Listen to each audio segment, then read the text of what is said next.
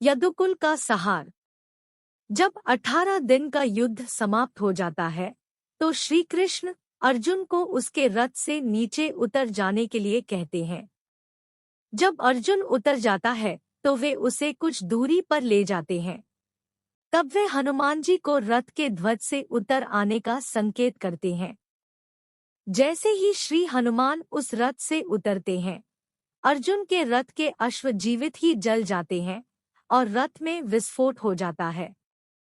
यह देखकर अर्जुन दहल उठता है। तब श्री कृष्ण उसे बताते हैं कि पितामह भीष्म, गुरु द्रोण, कर्ण और अश्वत्थामा के घातक अस्त्रों के कारण अर्जुन के रथ में यह विस्फोट हुआ है।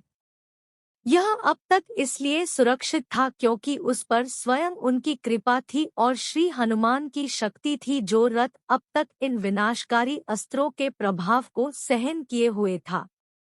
महाभारत के युद्ध के पश्चात सांत्वना देने के उद्देश्य से भगवान श्री कृष्णचंद्र जी गांधारी के पास गए। गांधारी अपने 100 पुत्रों के मृत्यु के शोक में अत्यंत व्याकुल थी। भगवान श्री कृष्णचंद्र को देखते ही गांधारी ने क्रोधित होकर उन्हें श्राप दे दिया कि तुम्हारे कारण से जिस प्रकार से मेरे 100 पुत्रों का आपस में लड़कर के नाश हुआ है, उसी प्रकार तुम्हारे यदुवंश का भी आपस में एक दूसरे को मारने के कारण नाश हो जाएगा। भगवान श्री कृष्णचंद्र ने माता गांधारी के उस श्राप को पूर्ण करने के लिए यादवों की मति को फेर दिया। एक दिन अहंकार के वश में आकर कुछ यदुवंशी बालकों ने दुर्वासा ऋषि का अपमान कर दिया।